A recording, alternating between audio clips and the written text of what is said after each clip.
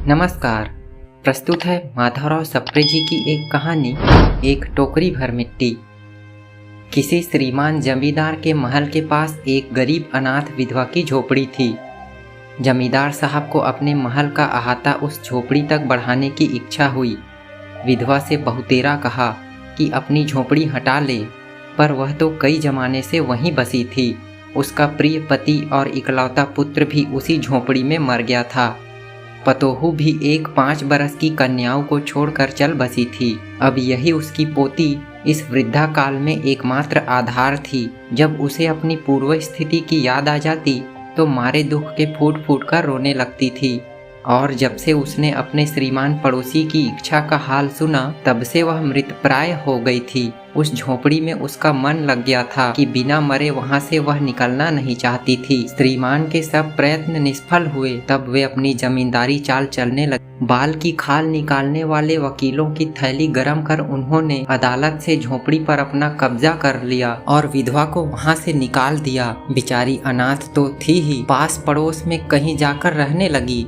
एक दिन श्रीमान उस झोपड़ी के आसपास टहल रहे थे और लोगों को काम बतला रहे थे कि वह विधवा हाथ में एक टोकरी लेकर वहां पहुंची। श्रीमान ने उसको देखते ही अपने नौकरों से कहा कि इसे यहाँ से हटा दो, पर वह गिड़गिड़ाकर बोली, महाराज, अब तो यह झोपड़ी तुम्हारी ही हो गई है, मैं उसे लेने नहीं आई हूँ। महाराज क्षमा करें, तो एक विनती है। जमींदार साहब के सिर हिलाने पर उसने कहा, जब से यह झोपड़ी छूटी है तब से मेरी पोती ने खाना पीना छोड़ दिया है। मैंने बहुत समझाया, पर वह एक नहीं मानती। यही कहा करती है कि अपने घर चल, वहीं रोटी खाऊंगी। अब मैंने यह सोचा कि इस झोपड़ी में से एक टोकरी भर मिट्टी लेकर उसी का चूल्हा बनाकर रोटी पकाऊंगी। इससे भरोसा है कि वह रोटी खाने लगेगी। महाराज कृपा करके आज्ञा दीजिए तो इस टोकरी में मिट्टी ले आऊं। श्रीमान ने आज्ञा दे दी। विधवा झोपड़ी के भीतर गई। वहां जाते ही उसे पुरानी बातों का स्मरण हुआ और उसकी आंखों से आंसू की धारा बहने लगी।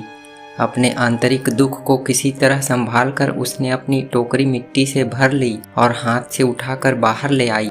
फिर हाथ जोड़कर श्रीमान से प्रार्थना करने लगी, महाराज कृपा करके इस टोकरी को जरा हाथ लगाइए, जिससे कि मैं उसे अपने सिर पर धर लूं। जमींदार साहब पहले तो बहुत नाराज हुए, पर जब वह बार बार हाथ जोड़ने लगी और पैरों पर गिरने लगी तो उनके मन में कुछ दया आ गई।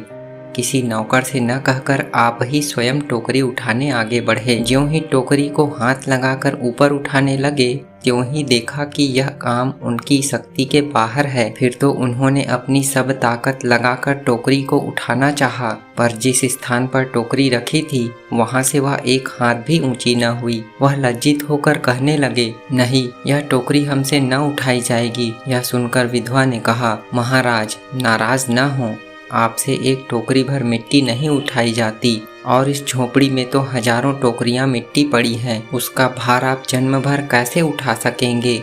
आप ही इस बात पर विचार कीजिए। जमींदार साहब धन मद से गर्वित हो अपना कर्तव्य भूल गए थे, पर विधवा के उपर्युक्त वचन सुनते ही उनकी आंखें खुल गई। कृतकर्म का पश्चाताप कर उन्होंने विधवा से क्षमा मांगी और उसकी झोपड़ी वापस दे दी। तो ये थी माधवराव सप्रे जी की कहानी, एक टोकरी भर मिट्टी। कहानी पसंद आई हो तो लाइक करें, चैनल सब्सक्राइब रखें। मिलते हैं अगली वीडियो में एक नई कहानी के साथ। तब तक के लिए नमस्कार।